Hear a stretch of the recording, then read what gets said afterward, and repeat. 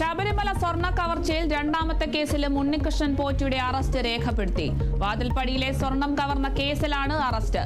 മുൻ Devaswom board president N വാസുവിനെ ചോദ്യം ചെയ്ത് SIT.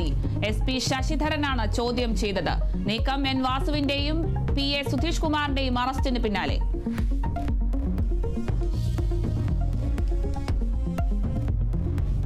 കോഴിക്കോട് താമരശ്ശേരിയിലെ ഫ്രഷ് കട്ട് മാലിന്യ പ്രശ്നത്തിൽ വീണ്ടും സമരം പ്രഖ്യാപിച്ച് സമരസമിതി. അനിശ്ചിതകാല സമരം നാളെ വൈകിട്ട് 4 മണിക്ക് MN കാരശ്ശേരി ഉദ്ഘാടനം ചെയ്യും. സമരം അറവ് മാലിന്യ കേന്ദ്രം തുറക്കാൻ അനുമതി നൽകിയതിനെതിരെ കളക്ടർ വിളിച്ച സർവകക്ഷി യോഗം ബഹിഷ്കരിച്ച് UDF. യോഗത്തിലെ തീരുമാനങ്ങൾ അട്ടിമറിച്ചെന്ന് മുസ്ലിം ലീഗ്.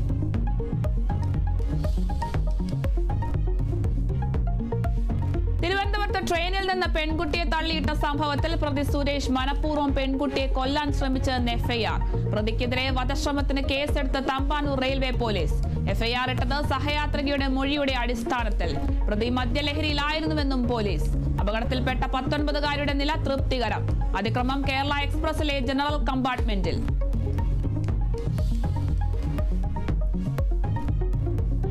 ചലച്ചിത്ര അക്കാദമി അധ്യക്ഷ സ്ഥാനത്ത് നിന്ന് പ്രേംകുമാറിന്റെ മാറ്റത്തിൽ വിശദീകരണവുമായി മന്ത്രി സജി ചെറിയാൻ.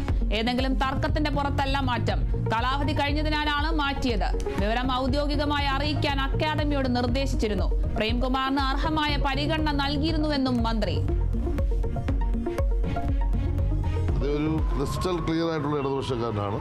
അദ്ദേഹത്തിന് നല്ല പരിഗണനയാണ് ഗവൺമെന്റും പാർട്ടിയും നൽകിയത്. അദ്ദേഹം നന്നായി ആ മേഖലയിൽ പ്രവർത്തിക്കുകയും ചെയ്തു. നല്ല സേവനം തരികയും ചെയ്തു.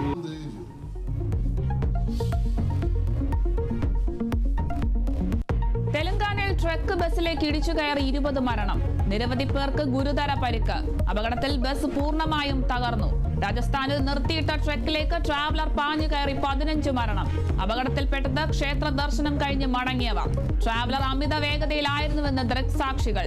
ദുഃഖം രേഖപ്പെടുത്തി പ്രധാനമന്ത്രിയും രാഷ്ട്രപതിയും.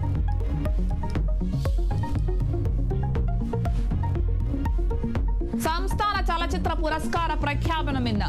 പ്രഖ്യാപനം വൈകിട്ട് 3 തൃശൂർ സാഹിത്യ അക്കാദമി ഹാളിൽ. മികച്ച നടനും ചിത്രവും അടക്കം പ്രധാന വിഭാഗങ്ങളിൽ കനത്ത പോരാട്ടം. പരിചയസമ്പന്നർക്ക് വെല്ലുവിളി ഉയർത്തി പുതുമുഖ സംവിധായകന്മാരും നടന്മാരും.